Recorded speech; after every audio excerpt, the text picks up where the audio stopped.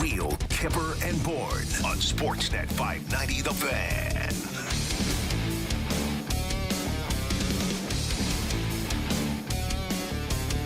Nick Kypreos, Justin Bourne, Derek Brandeo, and Sammy McKee. Along for the ride for the next 2 hours. Toronto and the New Jersey Devils. How about the Devils yesterday, JB? Yeah. 5 unanswered goals against MVP. Yeah. Shesterkin, or did he... Put up a touchdown on old Chesty. Did Shesterkin lose his MVP last week? Hey, this is a Toronto Maple Leaf show, so I am here to say definitively so. He Okay. cannot win it now. All right. We'll pick up on that conversation a little later in the show. We're glad you're along for the ride here. YouTube, thanks for watching, subscribing, the chats, the likes. It's been fun so far since we've attached our butts to your computer screens. People like to see your expressions, Kyper, and see how when you're Well, here's joking. an expression. It's cold outside. I got my hat on for Colby Armstrong, or should I say the Beeb? Do I have a Justin Bieber look? Do you have a Beeb toque? Beeb sporting the jerseys tonight. Uh-huh. So, well, I know Sammy's all over this. That's a conversation we'll have a little later on in the show as well. So we're glad you're aboard on this show. Eric Francis will be joining us a little later on this hour. We'll get into Calgary. We'll get into Mark Giordano's debut for the Toronto Maple Leafs. He knows him well from his Calgary days. What does he expect out of him with the Toronto Maple Leafs? Ken Danico in the next hour will give us his thoughts on New Jersey and their chances against the Leafs tonight. Before we get into the Leafs, still no decision from the league. I find this really strange. Me too. Now, first of all, do you say Dandanov or do you say Dadanov? What is it? Dadonov. Dadonov. I thought it was Dadnov. Oh, Well, Dadonov is the North American way. Apparently, the little bit of Russianization in there is Dadonov. You hit the second syllable in Russian names, Dadonov. Okay. Dadonov. So Dadnov. I would have thought I would have thought that the league would have tidied this thing up by now. Well, what happened to the salary cap stuff? I guess it must not have mattered. We don't know. Yeah. We still don't know where his money is. Guess Vegas won't have to worry about vacating any wins. Where's his contract? It's just floating in the ether. No, it's in the iCloud right now. Someone has to download it to their salary cap page. Somebody needs to spend $13.99 a month to pull his contract down out of iCloud. He's probably like, as long as it's somewhere where it's not 13% tax, I'm happy. I know what's happened in the last 24 hours too. And I'm going back to my comparison of building a house right now. Mm-hmm. So the moment something gets screwed up, it's the electrician blaming the drywall guy. Yeah. And then the drywall guy is going to say, no, it's the carpenter's fault. Mm-hmm.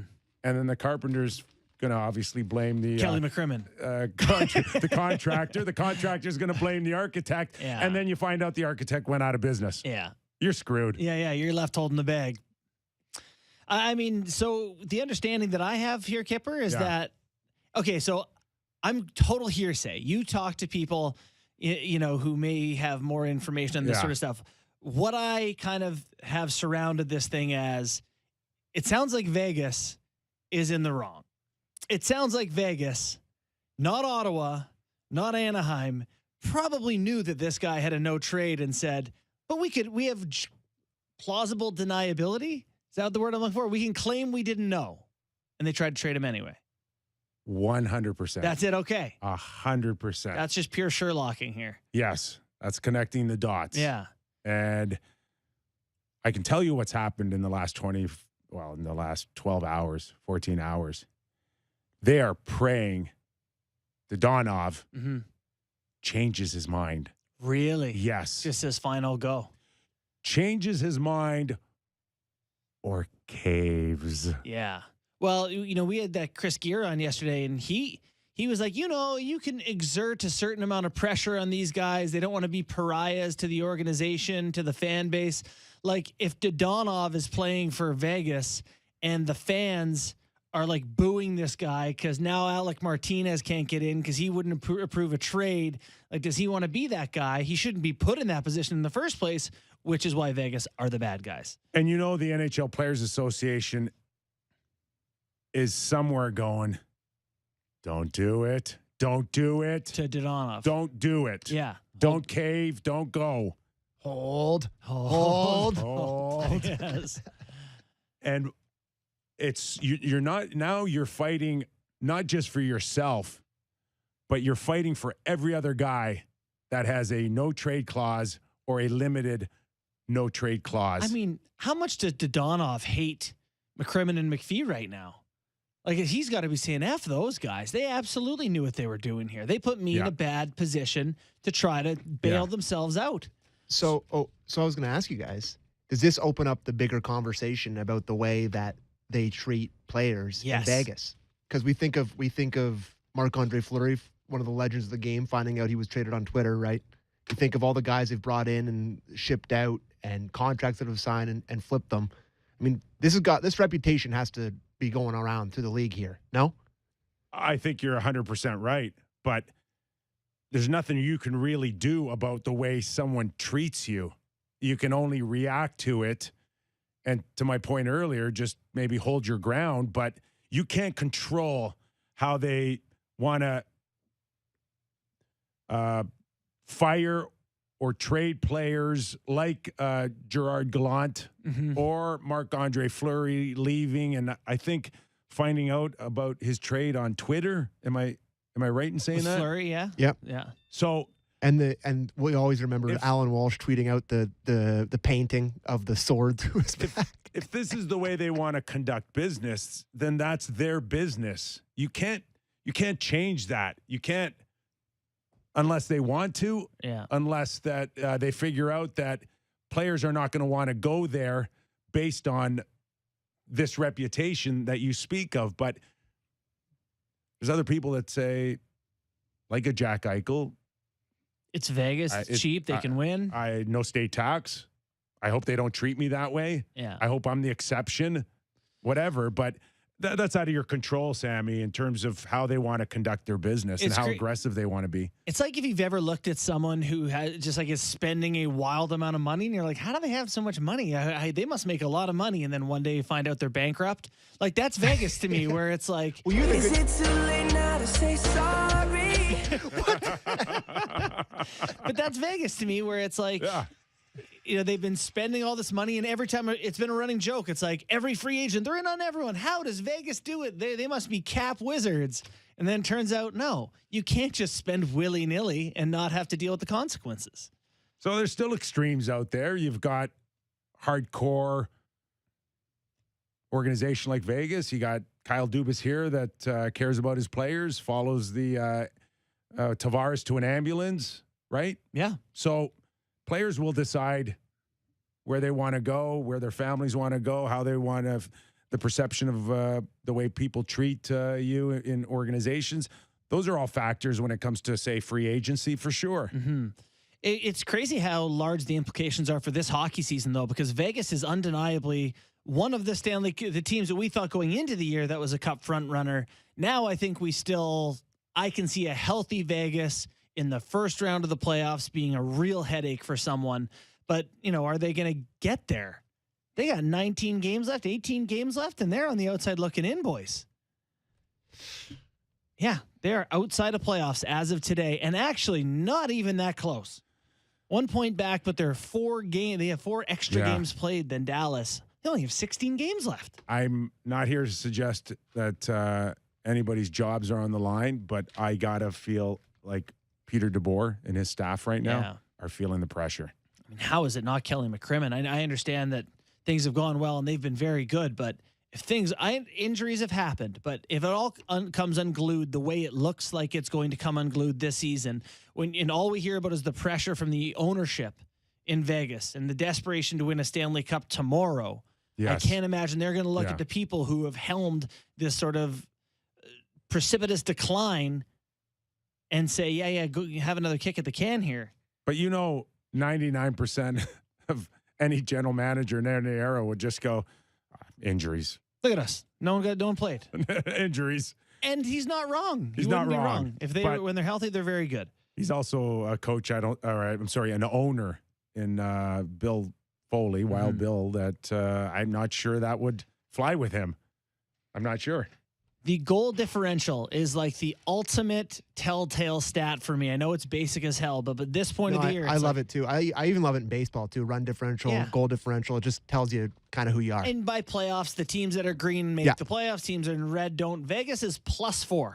They're barely got their head above water in terms of goal differential in the season. Like, you look at the East, the New York Islanders are -1. Like, that's the type of company that they're keeping here. It's a wild discrepancy with goal differential, just as an aside, in the Eastern Conference. Everybody that's in the playoffs is a plus, and everyone that's not, minus. There's no flukes. And huge pluses, like +74 for Florida, +56 for Carolina. Leafs are +40. Second year into the 9th place spot, -28. And looking to improve against the Devils tonight in the next generation game. We discussed 24 hours ago, Mrazek versus Shalgren. I put up a pretty good argument for Shalgren.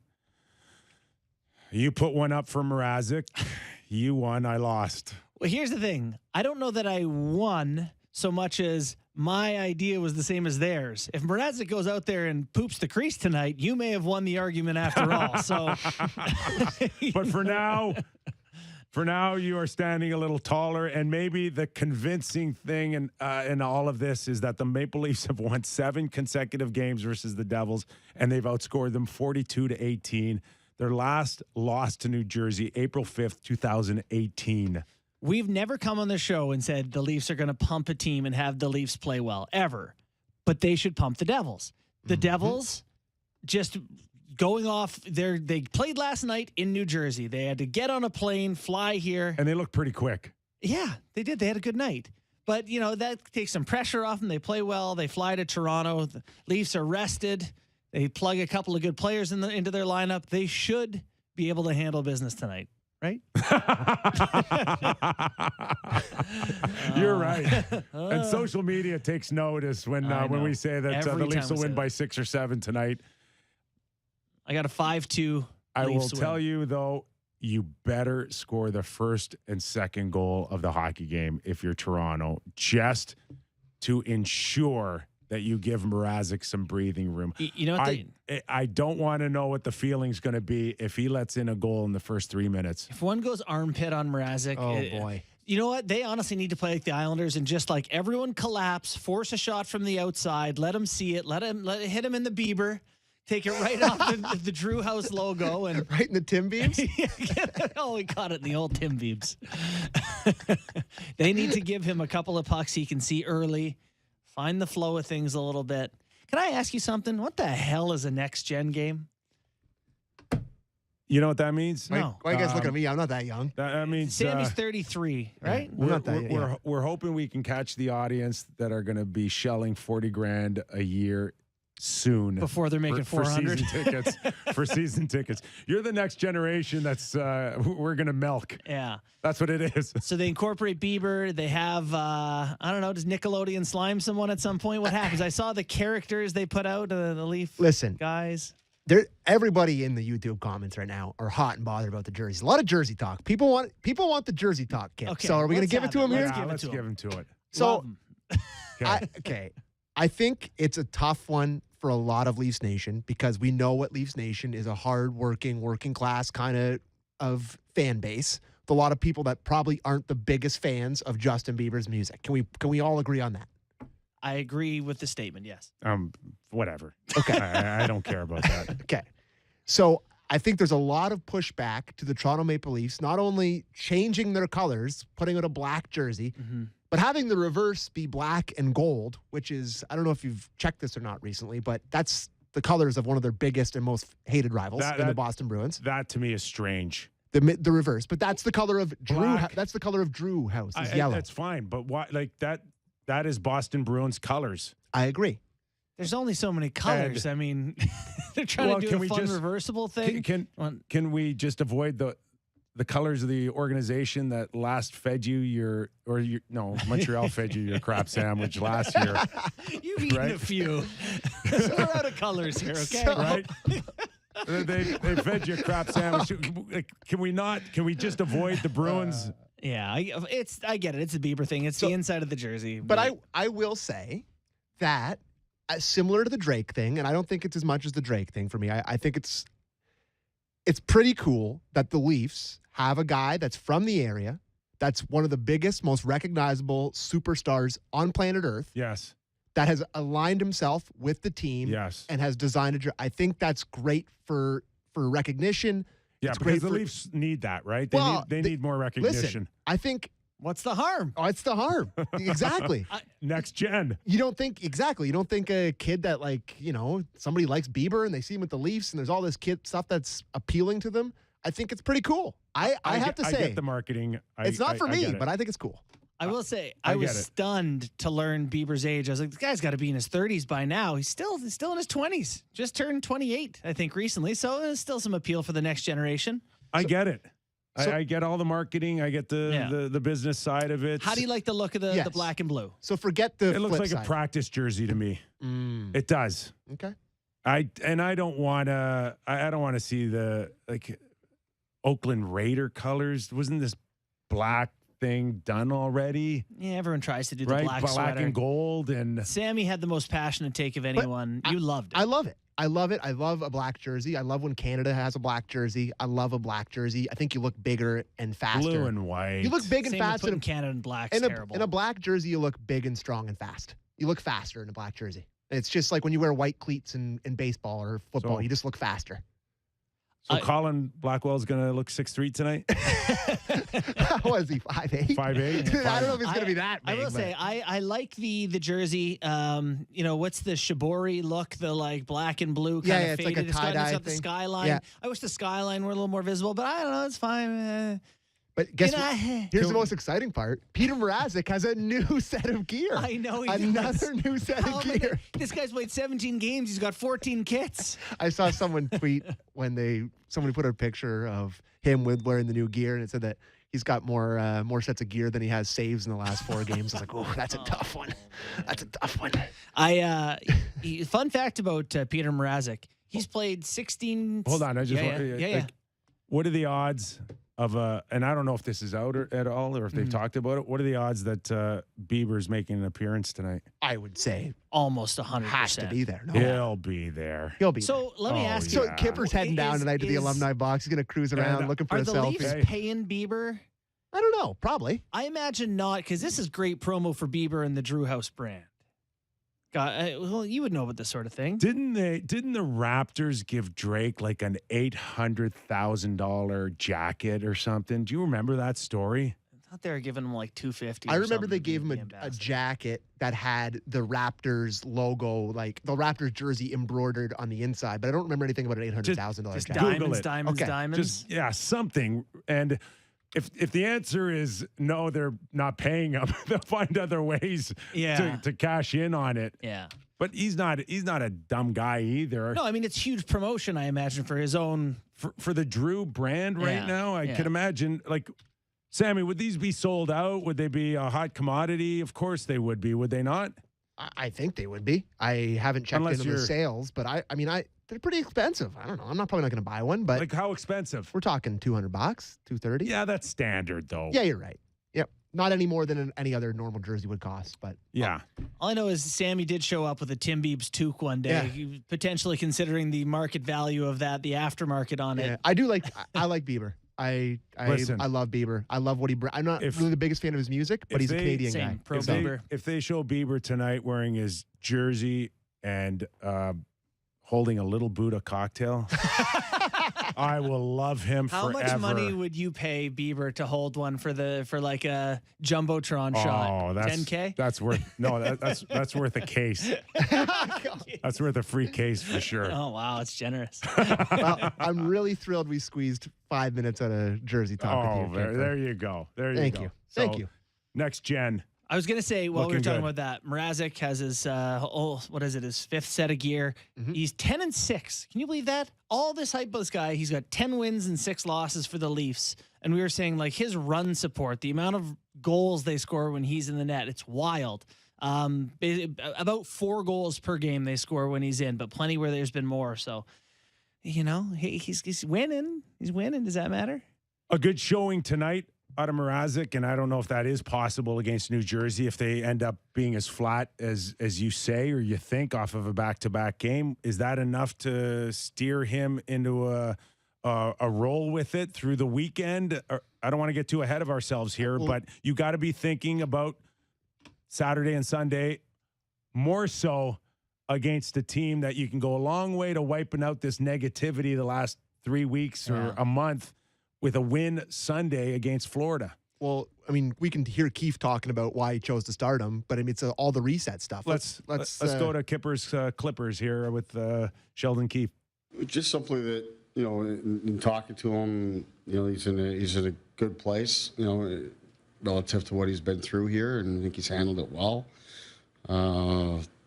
He's had a really good practice day yesterday, a good opportunity to kind of clear his head and get going. And we've had a good gap in time since we played our last game, and obviously a long gap since Peter's played. So all those reasons, it's a good opportunity to get him back going tonight.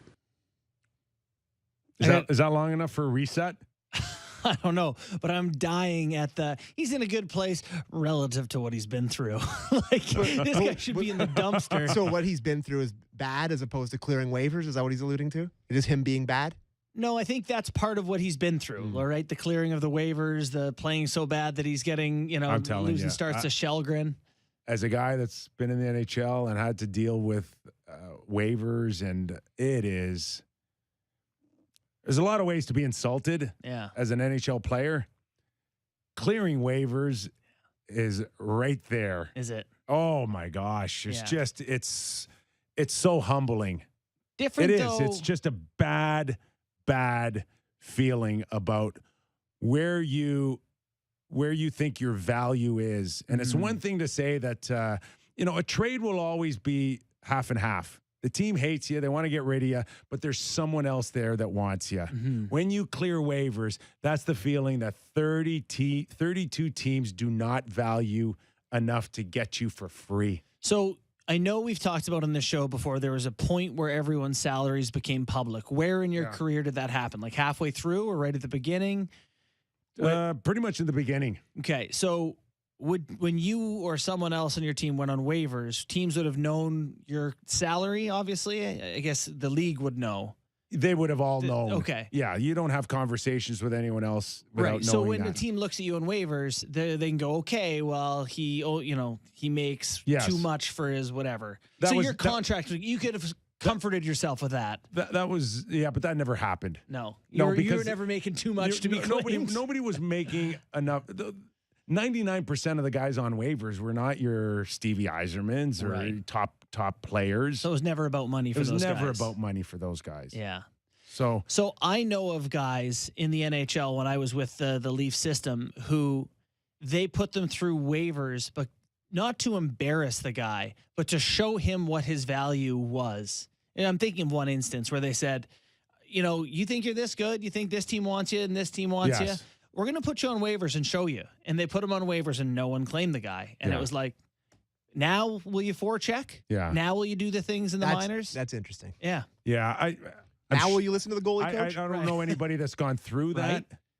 But I just look at Mrazek right now, and there has to be a part of him and Jack Campbell to a lesser extent that says, you guys went shopping for a goalie, you put him on waivers. They're the last stance for these guys is to just to tell them, screw you. I'm better than this, and I'll prove it. Like you said, this is where they have to step up. This is where Mrazek has to come in, and he cannot give up 3 or 4 goals. Well, 3 maybe, but 4 is a disaster. 4 is a disaster, even if they're backdoor one-timers. 6-4, 7-4 win. No good. No. So if there's a world where Jack Campbell comes back in a week and he stops a bunch of pucks and looks good, and they get through a playoff round and they lose in round 2. What becomes of the Jack Campbell contract discussion you and I had months ago? Oh gosh, you're way ahead of me right now. I know. You are. It's just like I can't. My thought why I'm asking is I was like, God, these guys have gotten cheap. So, like I'm sorry, Campbell's gotten cheap. Campbell. They've beaten one of Carolina. Yeah. They've beaten one of Florida, Tampa Bay, Boston. Yeah. Now what do you give Jack Campbell? I would assume that as good as Matthews and Marner could be in that first round, the reason why you advanced and won that Will be series is goaltending. Jack Campbell. Yeah. We're right back to where we were before. 5 plus. This is 10 steps ahead. 5 plus, And buddy. if he's Wins no good one round. and if he's no good for the next 15 games, you don't even want him. Win one round, and he is your goalie next year. Yeah. You have upset a favorite. Right. Leafs are going to be And underdogs. Isn't that crazy? He's young enough where you could say if he can do that this year, then he can do that in the next few years. How about the Leafs are going to be underdogs in what could be historically the franchise's best regular season ever? They have a chance to be the best Toronto Maple Leafs team in Leafs history. Yeah, nobody cares. What? Yeah, nobody cares. No, you're right. I don't care. Nobody cares. No one cares. No.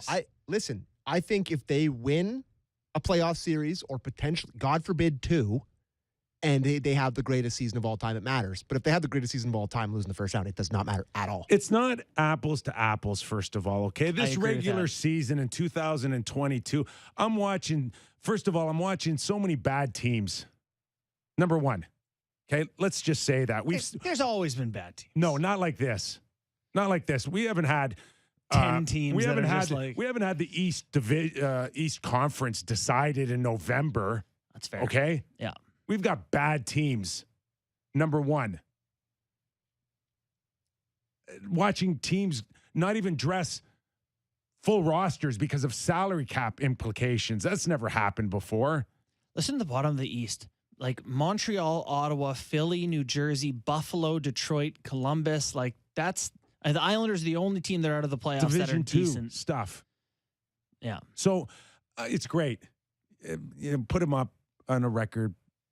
Put them up. You're gonna finish third in the Austin division. could score 60 goals, which is great. A huge accomplishment. I'm not taking anything away from that.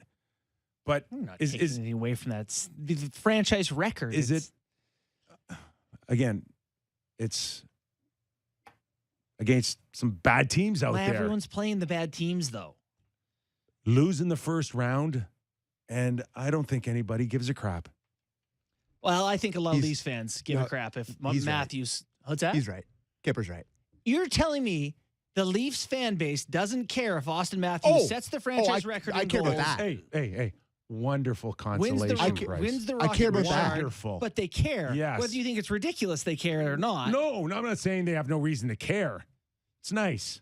it's nice. But We're past that. point. We're past that. We don't care.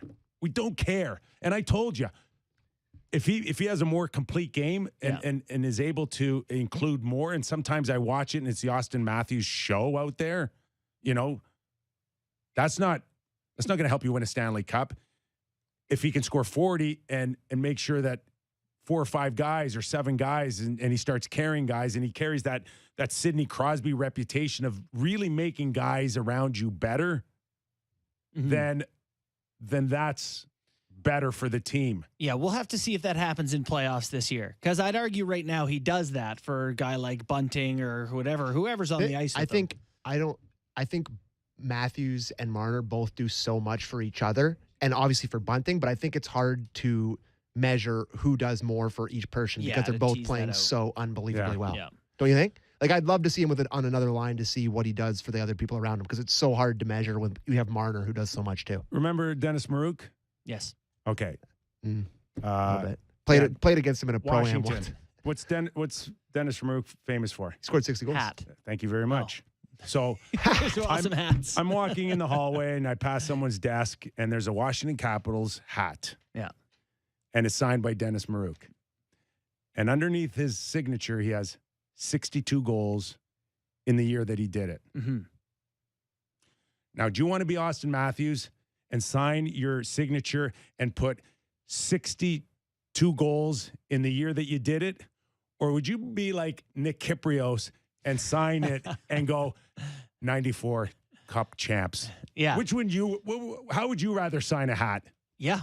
No, I actually think this is a very good argument about what your career priorities may be. And not to say that Marouk's weren't winning a Stanley Cup at the time and 62 helped his team it's along all the way. he has. Right. And would he love to trade that 62 goals in for champs in what year?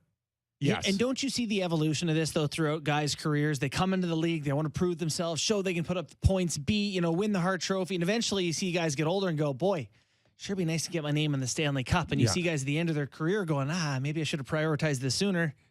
Claude Giroux right now, chasing it.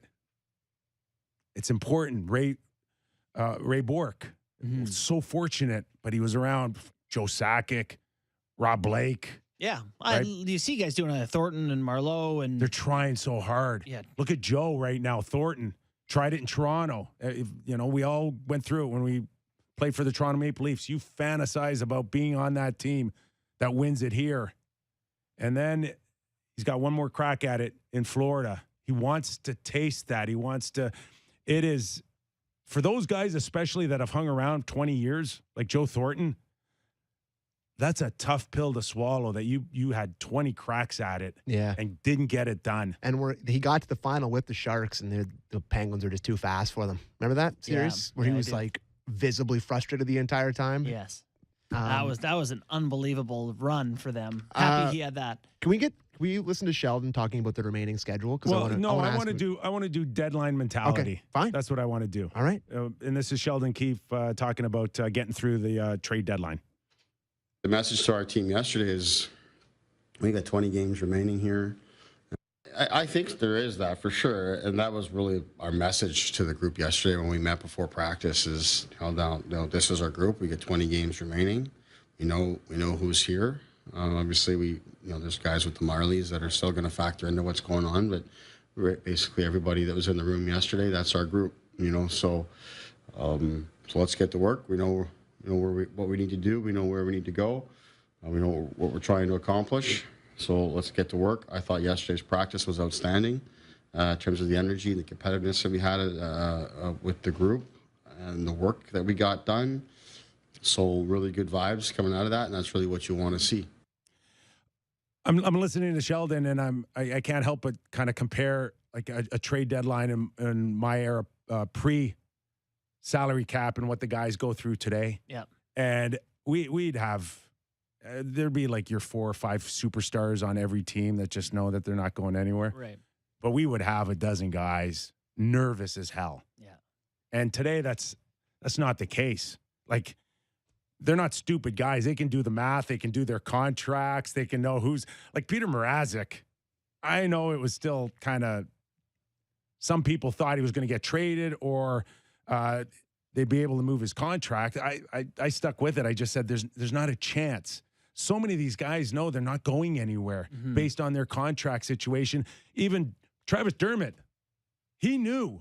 Yeah. He just knew. These guys either know himself. They know or they don't know. Yeah. But there wasn't nearly as many guys nervous going into yesterday or the trade deadline on Monday like there was in my era. But I still think that there'd be that vibe. And I even think for someone like Willie Nylander, who, of all the things that could happen, you never know. And, the Leafs looked like an organization who might do something big. For all these guys, Kerfoot and... That would be so against Kyle. But this is the thing, is that Kyle has been authentic in this. When he says he's doubling down, he's sticking with them. I think as a player, you would have some doubt. Like, is he going to change course? Is he going to hold fast on this? This guy is held fast. I would have been shocked. Yeah. If he just turned around in the last second and traded Willie. Now, losing the first round, that's if... Might get traded before the final buzzer in the final game. We assume, and if he assumes the same, that he's around, that will be that.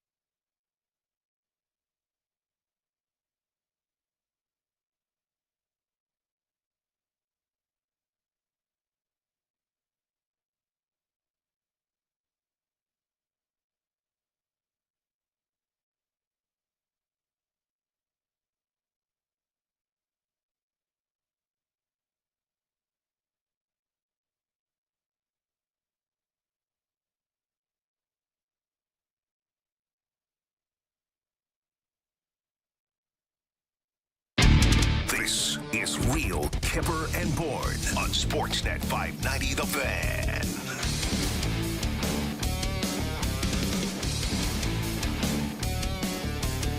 Getting lots of feedback on social media.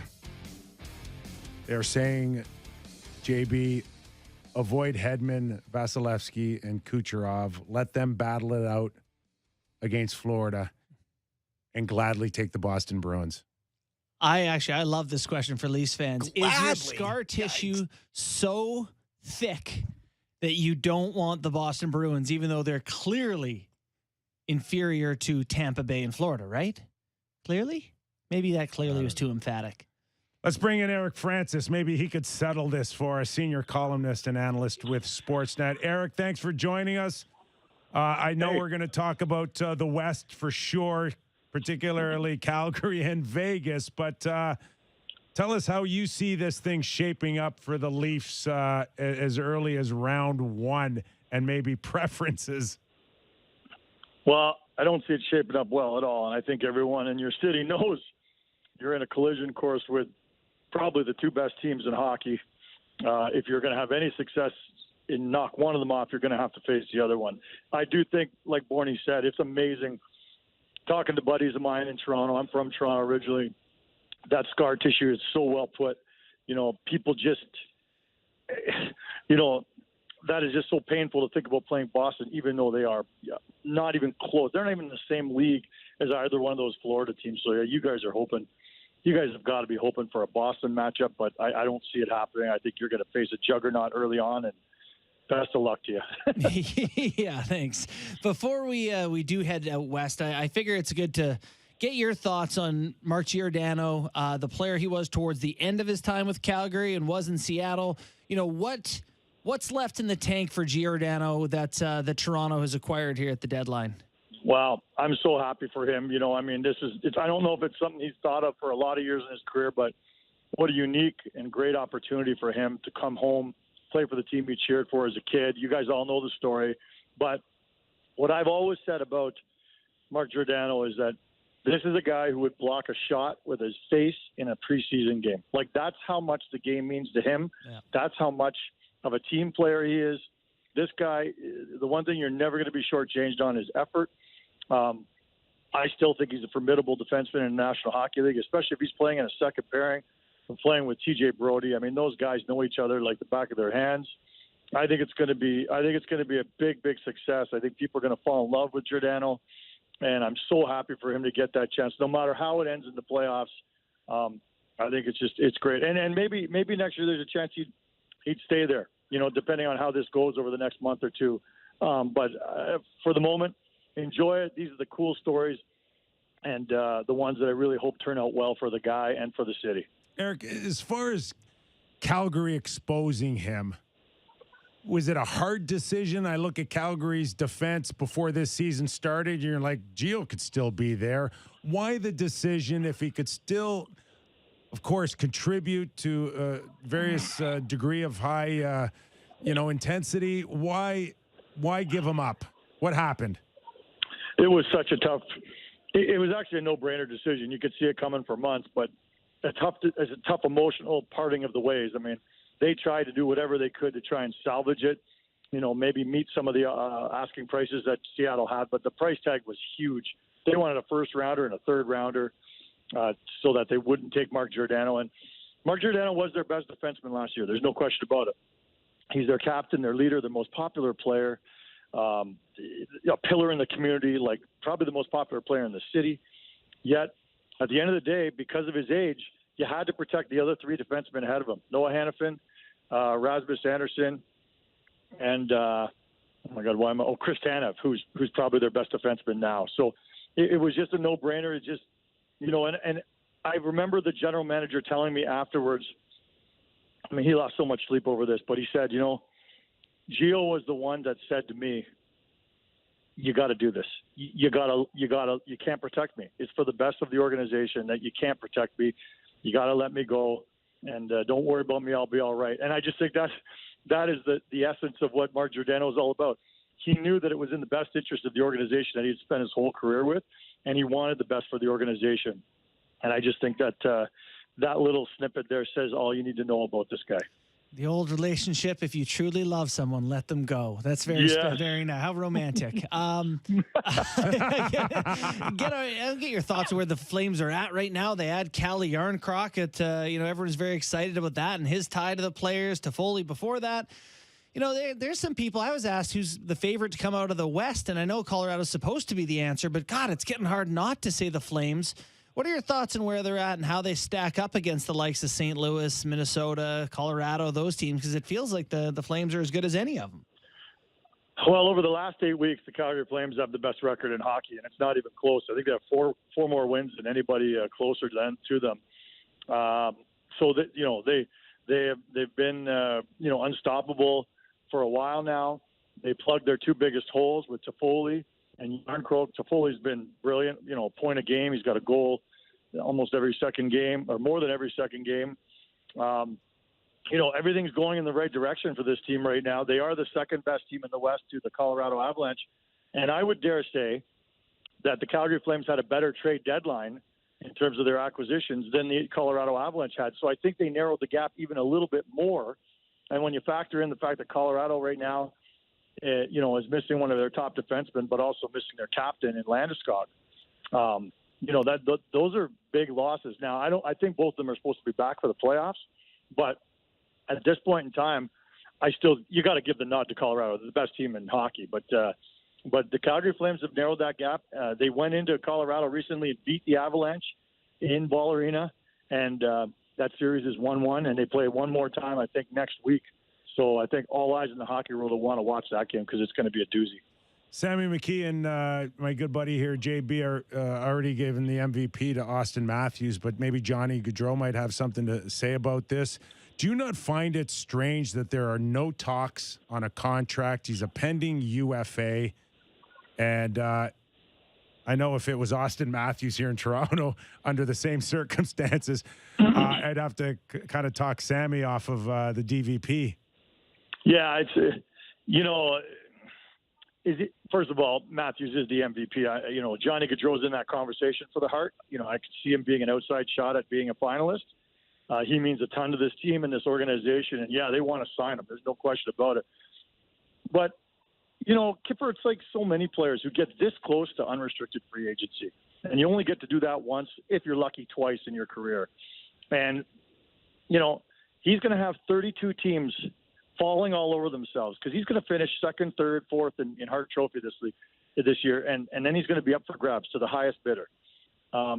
He likes Calgary. He says he wants to come back, but at the end of the day, let's see what all the options are before he makes his final decision. I don't think he's coming back, and I think it's the right advice for his agent to tell him, no, don't you even think about signing it. Don't even listen to offers at this point in time. Play the season out, go finish as a finalist for the Hart. And then, see how the playoffs go. That'll be a big thing, guys, because the only knock I've ever had on Johnny Gaudreau is his playoffs. He always disappears in the playoffs, always has, and I always used to think he always will. But the season he's had this year is he's taken it to a whole new level. He finished fourth 3 years ago in the Hart Trophy voting, and he's having a much better season this year. He's plus 47 or something like that, third in the league. Yeah. He's learned how to play defense. He's responsible at both ends. He's become a leader on this team. I never would have talked about him being a leader on this team, but he is now. He's the best player on this team, maybe the best, one of the best players in the league. And it's going to be a devastating blow to the Flames if they lose him this summer. However, if he has a playoff like he's had in the past, I don't think anybody in Calgary will miss him a bit. Yeah, no, it's much like the Leafs here, where the playoffs have started to overshadow everything else that happens. So looking at the West, we've been really struggling to make sense of the Vegas situation and what is going on there. What is up with that team? Well, what have you heard about the Dodonov situation and that contract and how it relates to them for the rest of the season here, trying to fit in a guy like Alec Martinez if they have to keep him? Well, your guess is as good as mine as to what the ruling is going to be on the Dodonov. I mean, that's just such an unfortunate situation for the player. He's done nothing wrong. It's kind of everybody around him that's kind of had some missteps, and it's really unfortunate. But, that team is just in an absolute free fall. This morning was the first time that they woke up this season that they saw that they weren't in a playoff spot. And that's got to be a tough pill to swallow. I'm not sure in their 5-year history they've ever been out of a playoff spot. And right. And it's trending all in the wrong direction. You've got all this stuff going on with Donatov's contract. You've got the Robin Leonard question mark. Is he going to be back? How seriously hurt is he? Can the goaltending be good enough? Even if he does come back, I can tell you this: Daryl Sutter still talks about them as being the class of the Pacific Division, and I think that's a little outdated right now. But the thing is, the Calgary Flames have never won a game in Vegas in the history of their 5-year history. They've never beaten the Vegas Golden Knights in Vegas, and I think the Calgary Flames, I think Colorado, I think everybody is saying, I really hope Vegas doesn't get their act together, because no one wants to play them in the first round. With the size they have, the history they have, the experience they have, I don't think any team wants to play them, especially in the first round. So people all around the West are saying, please continue sinking like a rock. We'll forego one more trip to Vegas. As much fun as it is, we'll forego that, and we'll opt for Minnesota or Nashville or somewhere else, just so we don't have to play the beasts like that. The Edmonton Oilers looked like they were in control in the last 5 minutes of the game last night. Man, they could have distanced themselves from the Dallas Stars, but what a breakdown in those last 5 minutes to lose to Dallas. And outside of Calgary Flame fans, I think everybody would love to see both Edmonton and Calgary in the playoffs. But what are your thoughts on Edmonton and the changes that they made, and will it be enough to fight off a team like Vegas and Dallas? I think so. I think everybody in Calgary will tell you that they expect the Edmonton Oilers to finish second in this division.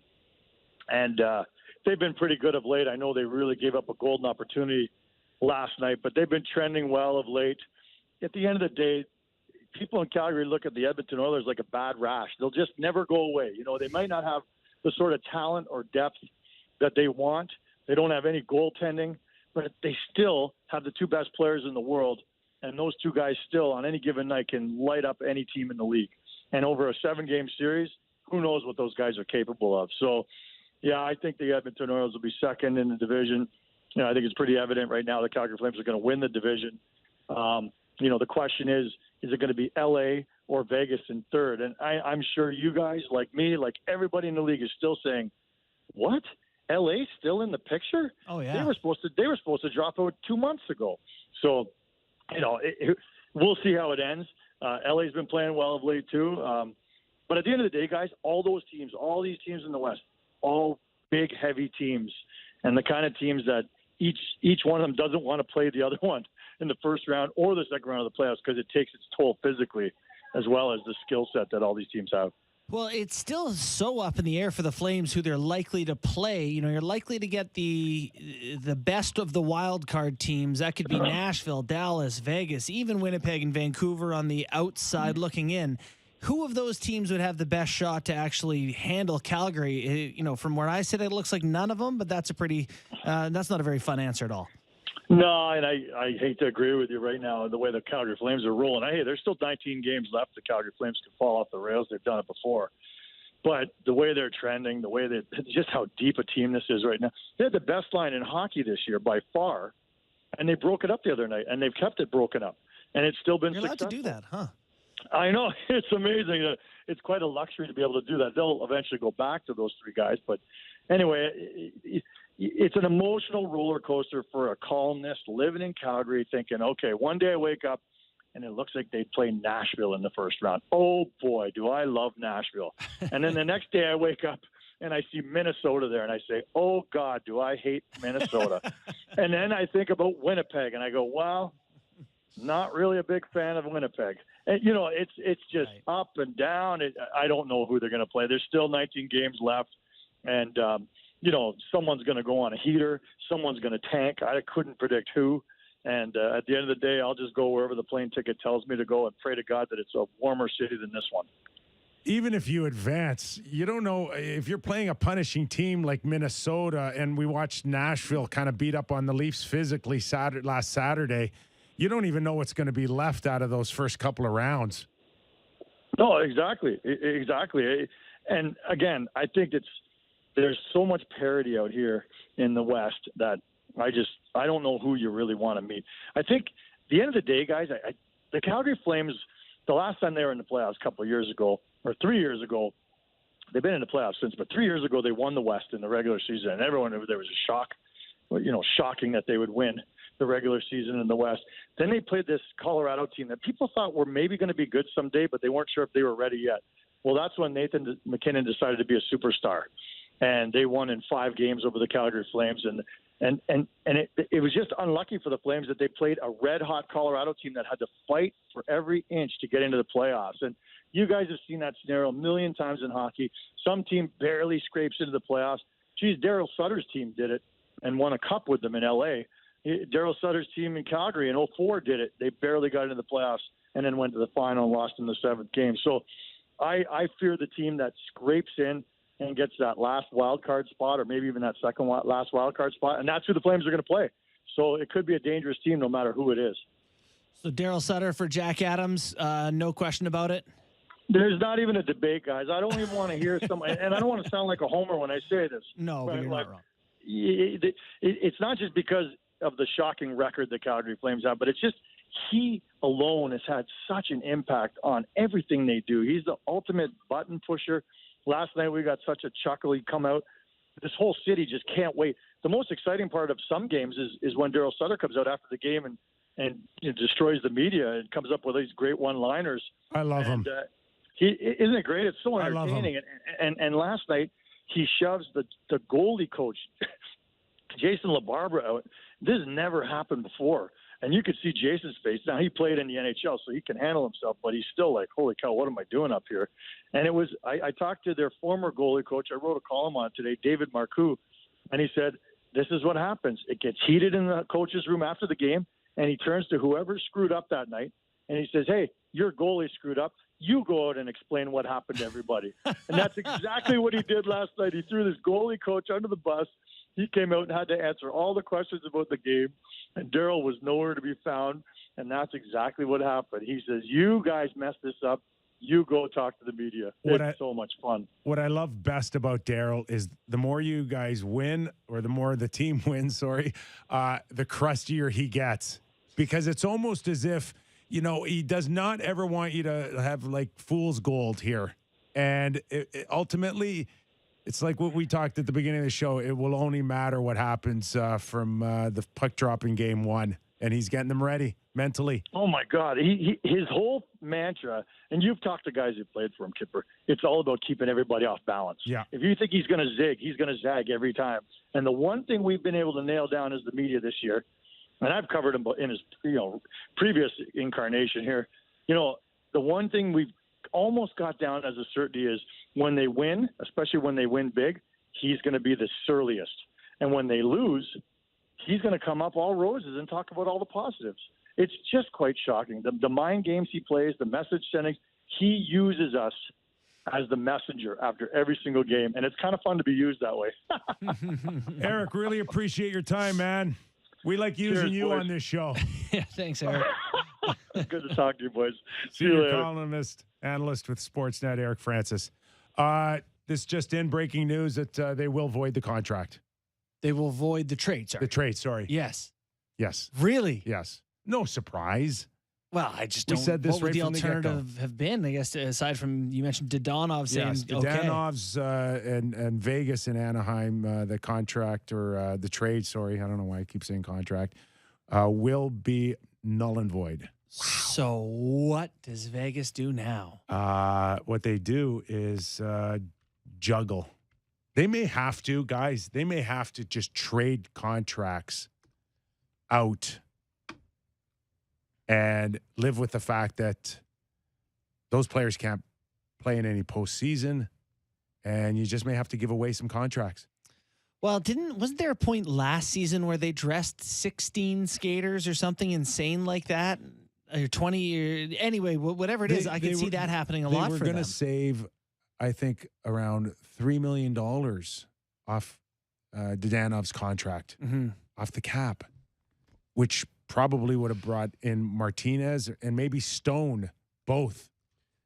But until now, with the $3 million remaining on his contract for this season back on the books, I don't know how you get those guys back in. You need those guys now. You are in a fight for your playoff 16 lives. games left, and they're outside looking in. Yes. Who is going to help them? What are you going to have to attach to that? Like Coyotes, what are they? I feel like they're the place you dump everything. Be like, yeah, sure, we'll do it Like, for a First round pick. They're gonna have to First of all, cash. They're still looking for cash in the cushions to pay off taxes. Yeah, good point. They're not picking up It's a good point. $1 million just for being a good guy or for a second round pick. It's real money, real cash. But for a first rounder or something ridiculous, there's a point where you say to your Habs? owner, "We got to do this." They didn't pay their bills. Human error. Cash Human is error. an issue. Human This error. is like me looking at a stock that I'm like, I bet that's good, but I don't have any money, so I you can't can talk buy about it. all the picks you want, but when you stick your hands in your pockets Yeah. and all you pull out are rabbit ears, Yeah, it's no good. yeah. Doesn't work. Someone's like, "I'll sell you a Lamborghini for $1,000," and you don't have $1,000. Doesn't matter if it's a good offer. But there could be some other teams saying, I'll take contracts off, and you may have to give up some of those assets that you've been accumulating the last little while. Montreal. Where are you at, Ottawa? Yeah. But I mean, if they probably have that, he would probably on their no trade. He'd have him on their no trade, right? Canada. If he has, Try trading him anyway. See well, I what guess happens. he signed in Ottawa, so maybe they could trade him to Montreal. I don't know. For a first. It is going to get awfully, awfully expensive for Vegas now. Bill Foley's going to want to see results. It's going to be God. expensive. Assets, what do you do? I don't know. Prospects, I don't know what you can draft do. Like, picks. they have people employed to talk to each other and be like, what can we legally do to get rid of this contract or get people off the books? All right, Sammy, we giving anything away tonight? Like tickets?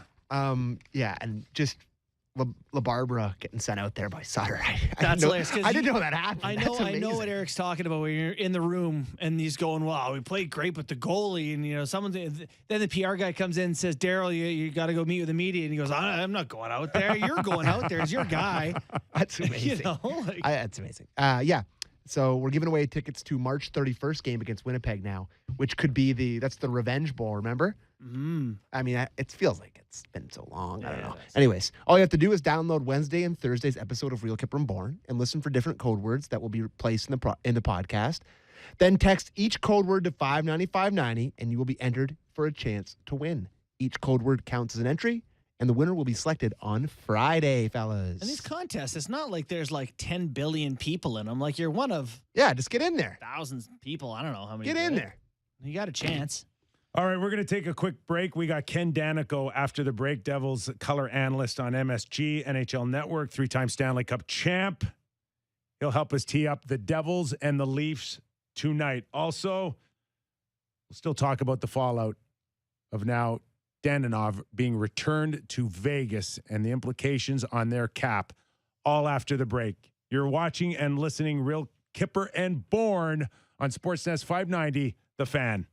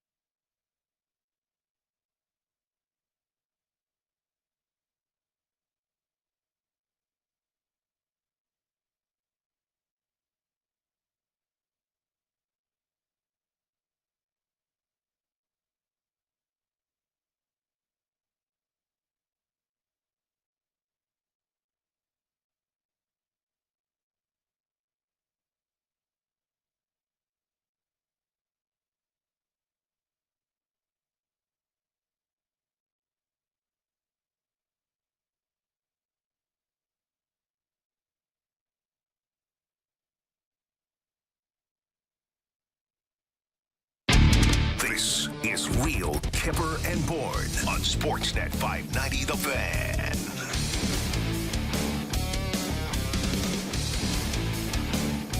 For those of you that didn't hear, the NHL reverting the Danilov trade. Back to Vegas he goes. Well, maybe he never left. We're not sure. I would imagine then Vegas was tagged the last few days with his contract. You can't float days. No. They gotta be accumulated somewhere. So they go back to Vegas and cap friendly. What are they saying? Said after reverting the Dadonov trade, we now show Vegas with only $405,000 in usable space remaining in their LTI salary pool. As a result, they would now need to clear $4.8 million to activate Martinez, $9 million to activate Stone. They currently have a roster of 26, 15 forwards, 92 goalies. So, to get those guys in the lineup, you have to somehow get rid of whopping amounts of money. Huge. $13 million? If you want them both. Today. If you want them back today. Yeah. You basically have to trade Eichel and then figure out what to do with. I don't. That's a mess. I got to say this. It's embarrassing. I think that's embarrassing for the team to be stuck with. Agree. They can't even use the players they have. They just bought everyone. And now they're like, oh, what are the rules? Like, I think it's embarrassing. Don't you? I don't think there's another word that could be used. Well, there's a few that we can use on the show. I mean, just a baffling situation for them. So, yeah, it will be interesting to see. Here's the next question. You don't get those guys. You don't get Martinez and Stone. Here's the question. Do they even try? Do they even try to make room? There's only 16 games left. You're not going to. Can you trade Danilov? Was it you, Sammy, that said would Montreal take him for a first? They owe him $6.5 million in cash. He would be a $5 million hit for one more year. Mm-hmm. Could you get a team like Montreal to trade for him today? It might be the difference between making playoffs and not if you do it in the next 24 hours or something. You get him for all of the 16 games. So let me get this straight. You trade him to Montreal, and it's like a first or something. It's a lottery pick. Oh yeah, If they miss the playoffs, they could end up. Who knows? Like, okay, that just went from embarrassing to complete disaster. The potential there, So no problems in New Jersey like Vegas right now. Let's welcome in Ken Danico. Ken, how are you? I'm good, fellas. And well, if you're looking at the season, there's plenty of problems, but certainly we're somewhat optimistic moving forward. That's how I'll put it. Nice. Did you ever have a no trade in your contract? Did Lou give you any of those? Oh gosh, yeah, absolutely. Every one of them. No. My no trade was Kenny. If you play bad tomorrow, you're out of here. If you don't, you'll be here 20 years. That was my verbal, unwritten agreement. Nice. As we get ready for the Toronto Maple Leafs versus New Jersey, can you listen? We know New Jersey's been through a transition the last few years, but can you explain why the Leafs have the Devils' number? Since going back to 2018. Well, look, a lot of teams have had their number, and they've been able to break that trend with a lot of them. Washington, they couldn't beat for the life of them. They beat them earlier this year when they were playing well in the first 10 games of the year. And St. Louis, they couldn't beat for the life of them, just like same record as far as the struggles that they have against the Leafs, and they beat the St. Louis Blues twice this year. So those are strides. And for all intents and purposes, from my standpoint, they definitely should have won the game in Toronto up 4-2 going to the third, and they just imploded on themselves. I think it was more of what they did, not what the Leafs did in that one. And then the Leafs blew them out in Jersey. That wasn't even a contest. So, it's just a team that in the last 5, 6, 7 years, a lot of teams have had their number because they haven't been very good. That's the bottom line. But with the nucleus they got now this year, it's kind of been at times all or nothing, and it's about that consistency. I mean, they've scored 7 goals 6 times this year. They haven't done that since my days when we won the Stanley Cup in 2000. That was the last time that was done in one season. And it's against some top teams. So it's finding that balance, guys, and Nick, about can they back it up the next night? They haven't been very good on the road. This is a tough spot for them, certainly against the Leafs. Despite their struggles against them, it would have been a tough spot regardless. But it's just that learning to win phase, man, on a consistent basis. And, yes, goaltending, I think we've talked about it before, has been a real problem spot, the number of guys who use them. But I will tell you, I'm very, very high on Nico Dawes moving forward. He's only a 21-year-old goaltender, and he's got all the right mindset and tools to be a real good goalie in this league. And I think he'll be going again tonight, getting back-to-back starts. Ken, I think one of the reasons it seems like the Devils are taking such strides is with Jack Hughes. You know, like, you're never guaranteed a first overall pick becoming great, or rarely guaranteed it anyway. You look at Lafreniere and Dahlin and still waiting to see what some of these guys can be. But Hughes this year seems to have really taken a stride, 21 goals in just 43 games. What are your thoughts on where his game is at? Yeah, it's really nice to see. I mean, he's got all the makings of being an elite star player in this league, like a lot of the great players. And I've always said, look, number one overall picks, we've had it twice, and you're going, at the time, there wasn't really generational players. They don't come around too often, the Matthews, the Crosbys, and the Ovechkins and guys like that who, at 18 years old, step in and can dominate, or at least have a huge impact. So he's progressed nicely, but he wasn't insulated as an 18-year-old, so when he only had 21 points, I believe it was, came on, what's wrong, Jack Hughes? He was a baby. Now he's becoming more of a man. He's got some pieces around him, some other young players that can keep up with him, and he is just, I'll tell you, for a guy that, you know, has all the skill sets to be a star and a 100-point guy in this league, whatever it may be eventually, he's got a drive, and all the great ones have it. He's got an internal drive, and it's real nice to see. It's refreshing because we don't always see that in today's game with enough players where right. He's got to drive. When he's got 2 points, he wants 3 or 4, and it's about winning. It's about his team, but he's got a little chip on his shoulder, and I love to see that in star players, highly skilled guys. He's never satisfied, and so I just think he's only going to get better and better. He's just a real electrifying player that skates extremely well, can really separate himself from the defender with that great skating ability, his vision. And he's just starting to figure it out with the mind, the hands, the feet, and when to shoot, when to pass. And that took him a couple of years for sure. But man, have I enjoyed watching him play. You know, even if they don't win, we got some players that at least put on a show for you pretty well on a nightly basis. And that's Bratt. That's Nico Hischier's been terrific. He's more in the mold of a Patrice Bergeron. And, yes, that's a high compliment, but he's played that well for the Devils. You can see it coming. I'm not saying he is Patrice Bergeron, but his offense is coming too. So these guys are fun, but led by Jack Hughes, and that's where there's high hope. They figure out some things on defense. They figure out goaltending. They think they can be a team finally maybe pushing for a playoff spot going into next year. We're speaking with Ken Danico, the voice of the New Jersey Devils and the NHL Network. Hey, Ken, just prior to maybe seeing Jack go to the next level here, they signed him to an 8-year, $8 million contract, and it's one that kind of raised eyebrows. Yeah.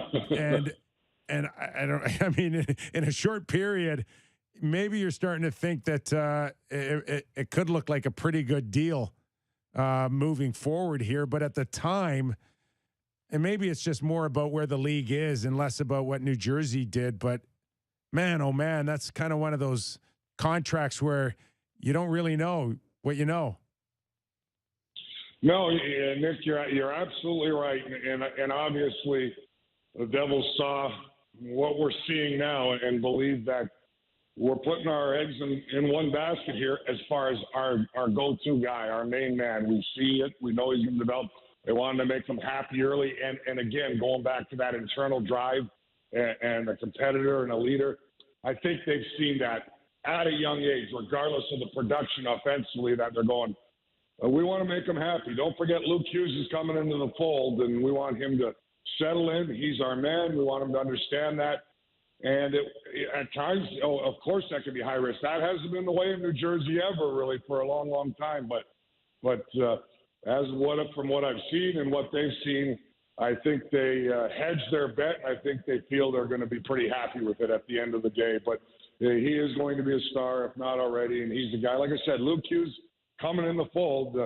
You want to keep the Hughes brothers happy, and for all intents and purposes, this kid looks like a stud too in the back end, a freshman in college at Michigan. He's up for the Hobie Baker Award already. The kid's pretty dynamic as well. So if Jersey's fate and fortunes may lay in the hands of the Hughes brothers moving forward, so maybe that had something to do with it too. But it may look nice down the road in 3-4 years. You're absolutely right. Ken, what are your thoughts on what the Leafs have done? Bringing in Mark Giordano, a steady D-man on the back end, kind of feels like what the doctor ordered. Was it enough, though, to make this Leafs team a serious contender? You know what?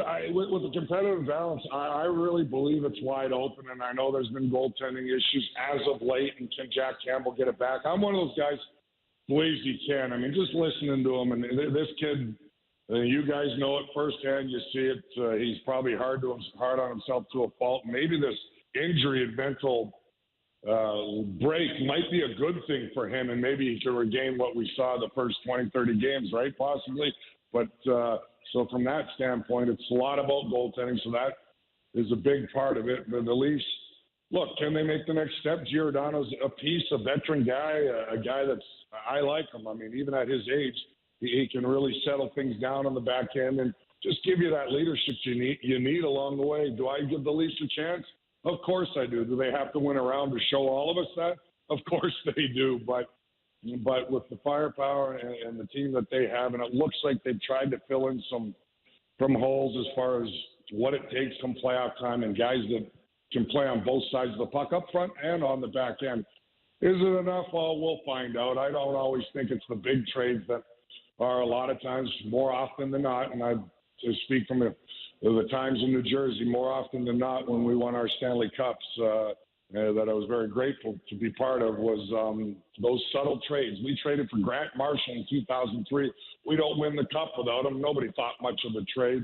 Traded for Neil Broughton in 95. He was an aging, older veteran who was absolutely dynamite for us, really kind of an afterthought as he was winding his career down, and he was unbelievable. So a lot of times think it's those subtle trades like a Giordano, if he can get acclimated and fit in, that can make a difference for sure. So I'm excited about the playoffs. It's going to be a lot of fun, and I know you guys here and the fans are nervous, but are the Leafs ready to take the next step? And I think a lot of it relies on Matthews, Marner, and those guys. Are they ready to be leaders? Are they ready to do whatever it takes? And that doesn't just mean score goals. Where do you see the blue line for New Jersey taking on a Matthews and a Marner tonight? Dougie Hamilton comes back coming off his facial injury. And PK Subban, where's his game? There is a fall off, but how significant has it been for PK? Well, he's slotted a lot better now, Nick, as far as the minutes played. And I think from the perspective of since he's been part of the Devils organization, this might be his best year. Now, that's a far cry from what he was 5, 6, 7 years ago in winning the Norris Trophy. But, you know, he every once in a while dials it back to the old days. He had a blast last night for a goal.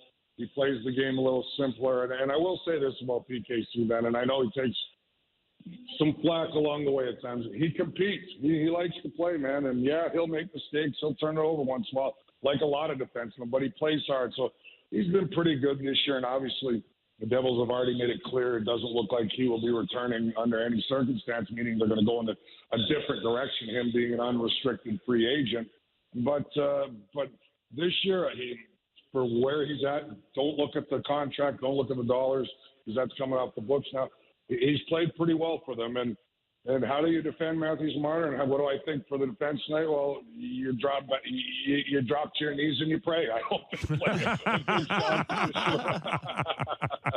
In reality, because if you can limit them, you got a chance to win. But if you give them too much time and space like they did in New Jersey, well, then it's going to be the same result. That's the bottom line. One thing the Devils can do is match firepower. They've got a lot of guys that they like to go, and the Devils are a speedy team. But their defense has to be on high alert tonight for sure. Is that Lindy's pregame speech right there? I just, Nick, it's just paying attention out there. A lot of times the Devils' identity is speed and go, and at times exchange chances, yes, but back-to-back nights, maybe, I don't look at it too often like everybody else. Oh, they're going to be tired. No, but at least they're fresh, and that makes a difference. So you got to maybe play a little less high-risk hockey, which this is a far cry. That's what the Devils team does a little bit more because of their speed and skill now. They like to go, and it's a lot of fun, but at times it can be an adventure defensively. And if they find that balance, then they're going to be a little more consistent and win more hockey games on a regular basis. So it does feel like, what they're lacking is just keeping the puck out of their net. I wonder, how quick do you think the Devils can turn this around to being, a playoff team? I see they've got every pick in the draft for the next 3 years and some more than that. They have $7.5 million in cap space, and they're about to gain PK space. Like, it feels like they have assets. They got great young talent. Like, they're in a position to turn this thing around. Can it happen quickly? Oh, I believe so. I think they're, like a lot of teams can say it, it can change within a year. The balance in this, like I said, the competitive balance in this league, and if you have enough offensive power up front, and they feel they've got that, and they continue to get better, and they're young, and they're all 23 and younger. Now it's about adding a piece, I want to see a good, rock-solid defenseman.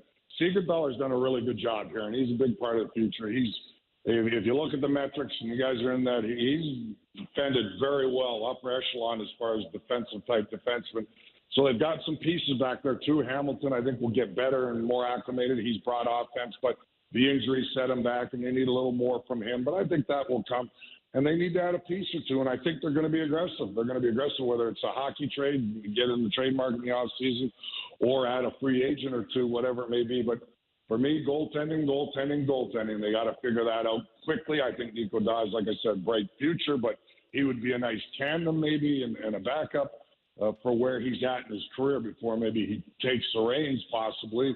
And that's your only hope. But you got to get your goaltending straightened away, whether that's Blackwood, whether that's Bernier or not. You got to make those tough decisions this summer, and because these guys deserve it now, because they've shown this year they've got enough offense. It's about making sure they can get guys who can stop the puck, make sure they have enough guys that can defend. And I would say there's no reason they can't compete next year for a playoff spot. Doesn't mean it'll happen, but we'll see where they're at. But I think they're on that path. Can you get Marty Brodeur to work out in the summer? Yeah, well, he pulled his groin in the Hall of Fame game a few years ago, or tricep or something. First 3 minutes, and his son came in. I played in that game, Nick. I'm like, fans will say that every once in a while. Go, are you kidding me? I've got a better chance of coming back to play defense for the Devils than Marty does in goal, for sure. But good thing he has all those records. Hey, Ken, really appreciate your time, buddy. Have a great call pleasure, tonight. guys. Nice being on with you. Thanks for having me, man. Take care, guys. See you guys. Ken Danico. Yeah, they went out. They signed Jack Hughes to that 8x8, and that's one of those where you've been waiting for Jack to look like a first pick overall or have that talent. He is as talented as any young player in the game. We know that. Can he turn himself into a Pat Kane? How about this? Rush scoring chances per game among NHL players. He's first in the NHL, just ahead of McDavid. One of those sneaky little underlying the way he plays. First in the NHL in zone exit, so he leaves the puck with his leaves his zone with the puck, and is second in zone entries to Connor McDavid, averaging 8.1 per game. So he rags the puck, he leaves his end with it, he carries it in the offensive zone. Yeah. He Who's creates that? Sorry? rush chances. Jack Hughes. Jack Hughes. I mean, 8x8, that contract hasn't even started yet. I bet that looks like a screaming deal in a few years. I agree. Yeah. That's a good gamble.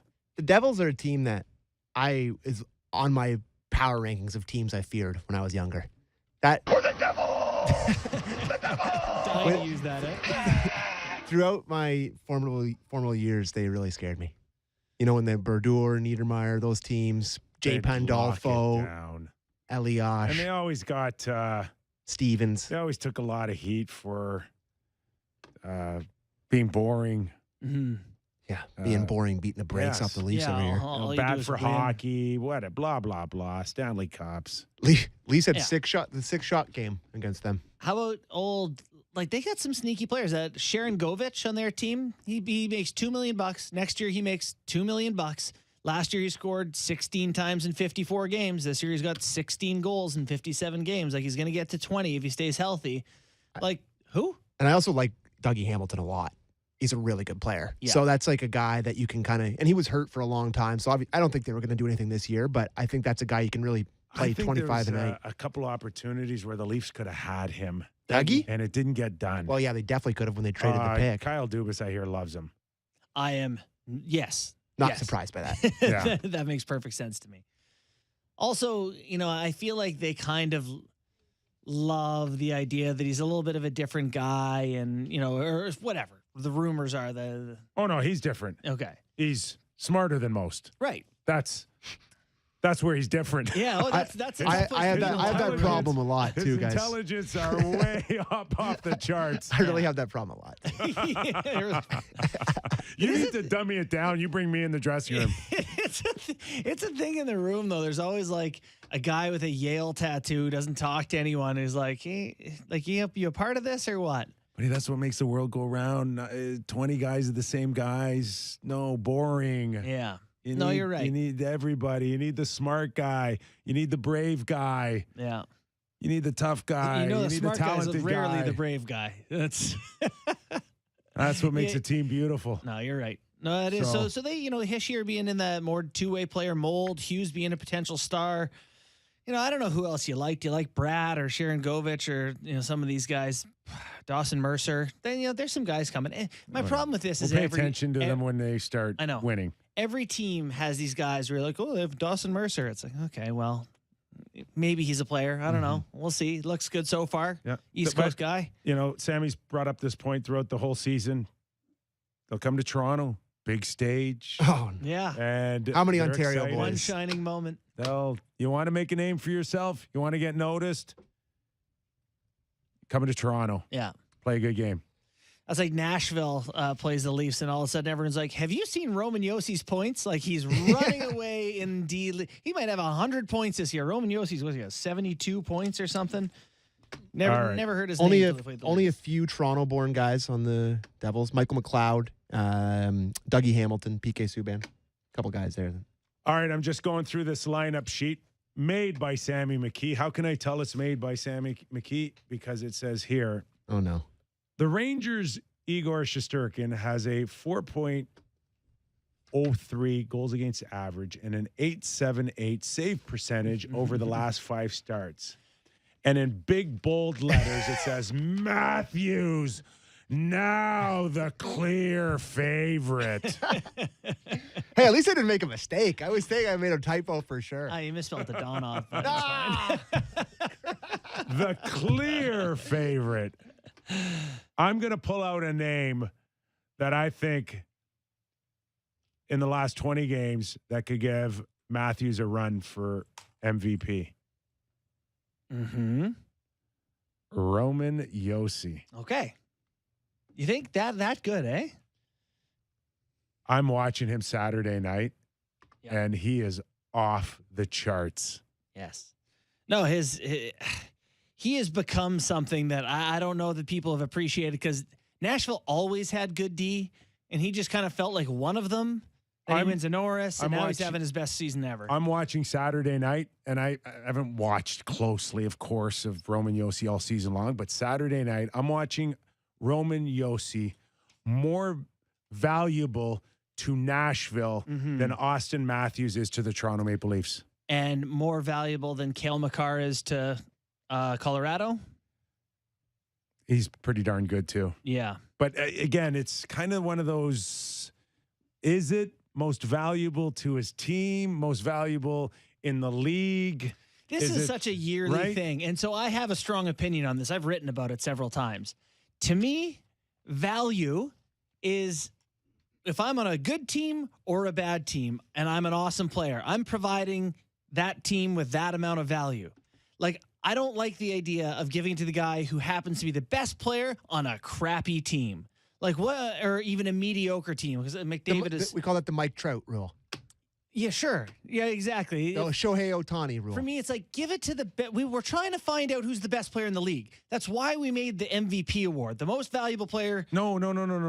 It's not the best player in the league. I know, but that's what we're looking for here. I understand that's not the definition of the award. Yeah. But historically, it has gone to the league's best player. Who had the best season in the NHL? That's what we want to know, is it not?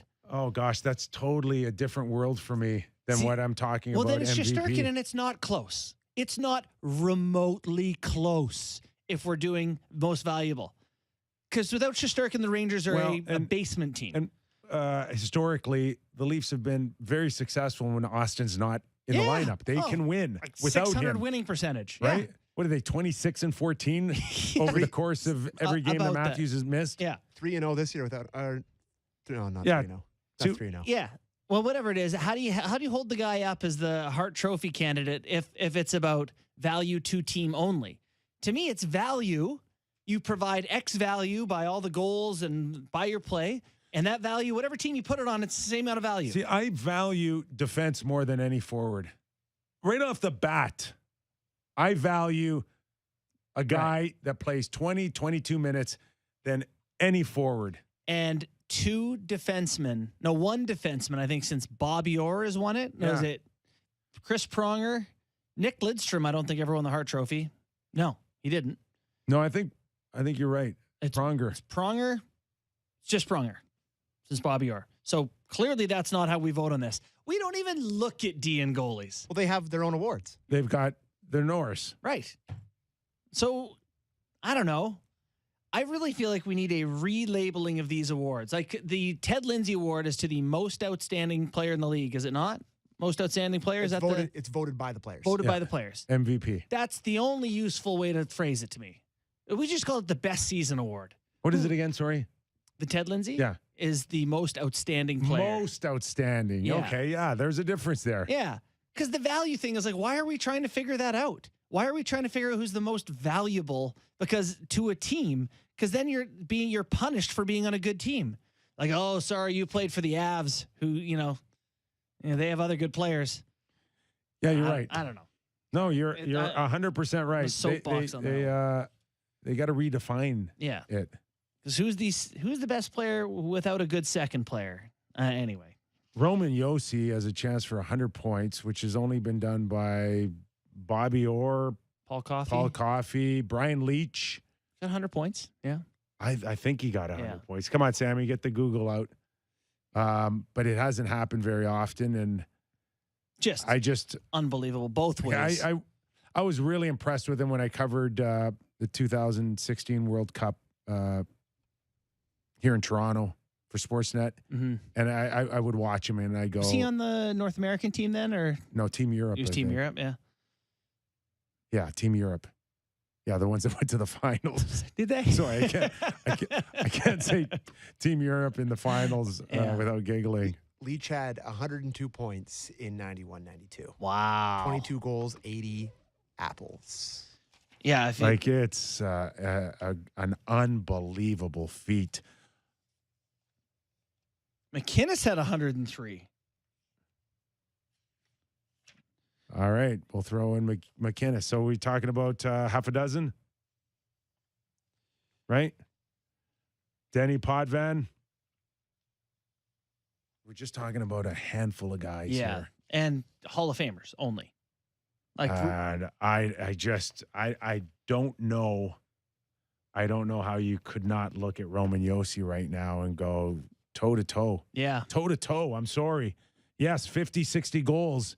Yes, but 100 points for a defenseman. What if he was playing for the Leafs?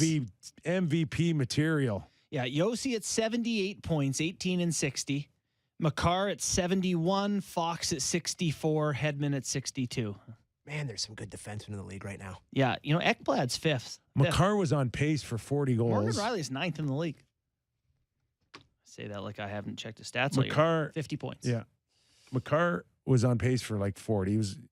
No one saw Josi pushing. No, this was Kill Makar's year. You could have engraved his name in like end of November. Yeah.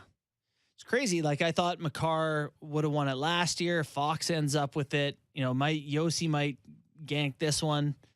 It's sometimes guys fall just short. Was it Tavares 1 year, I think, had the Art Ross lead going into the final game, and Jamie Benn scored like 5 points, empty netter. I remember something about that. Jamie Benn, I think, led the league in points 1 year with like 84 points or some ridiculously low total. It was almost Tavares. And 20 games, and Shesterkin kind of proved this in the last week. 20 games is a lot here, right? We're talking about 25 a quarter of the 20% season, of the season still. Yep. I mean, there's plenty of times to win something and lose something here. Yeah, Shesterkin is going to be interesting. Like if he finds his form again the rest of the year, you've written him off, and I wrote him off now. Listen, I'm not going to write him off, but Austin Matthews scores every goal, every game for the best, for the most watched team in the league, carrying them into one of their best franchise history. Did he just say one of the most watched teams? Yeah. Yeah. Oh, it's the Toronto Maple Leafs. Is that breaking news? They're Does that mean the most popular the team ones in the that league? vote for it are all Leaf fans? No. That's what you're telling me? They're Leaf viewers, most for people sure. watch. If you were going to put together what most people like across hockey viewing people, the Leafs are the most watched team. Oh, yeah. Thanks there, Sherlock. Well, that's what you just doubted me when I said that. No, I'm saying it has nothing to do with anything that they're watched. Yes, No, it does. but it does have something to it do with has it something to do with because everything. everyone Narratives sees get them. out of control, and it's a narrative award. It shouldn't. But it is. You're right there. It shouldn't. It shouldn't be. But it's a narrative award across all sports. That's why LeBron James doesn't win every year. It's why Mike Trout doesn't win every year. It's a narrative award. And there's I hate narratives hearing that. Well, we're driving it here. It's our job to talk about it. I remember the year that Nathan McKinnon should have won the Hart Trophy, and it wasn't particularly close. It was Taylor Hall won it because they made the playoffs. Well, and Wyshynski at Yahoo at the time wrote an article. Here's why Taylor Hall should win. And it like got picked up shared a steam. billion times. It was a great article. And I honestly feel like it swung votes. It was like days before the voting came out. He was at a high point. Same thing happened with Karl Malone and in the 90s with Jackie McMullen wrote a piece about how he should be the MVP. It picked up steam, and Michael Jordan then destroyed him in the finals. But yeah, I think Hall won it over McDavid by like a handful of votes. So just buy off the McKinnon. writers and bloggers and, campaign for it. I am. Good agents should be greasing the wheels out there, sliding some people some bucks. Will you write me a little pro? Austin Matthews is going to break the goal scoring record potentially for one of the most popular franchises in the NHL in a season where they are potentially going to have their biggest point total ever. MVP. So I think that's just not right. Well, it may not be right, but it's just if he scores 60, come on. He's got a ways to go to get there, doesn't he? Oh, he's at 46. Oh, he only 20 games left. Remember when he was scores every struggling, and night, we're like, we said it on our show. We said he can go score 12 goals in 10 games, and he has that ability to just run do the that table. Gretzky thing where you score 5 in the last game, get weird about it. And he did. Yes. So also the YouTube comments aren't liking me talking about how much people watch the Leafs. Aren't liking No. Isn't it Leafs fans watching us? I think there's some other people getting in there too.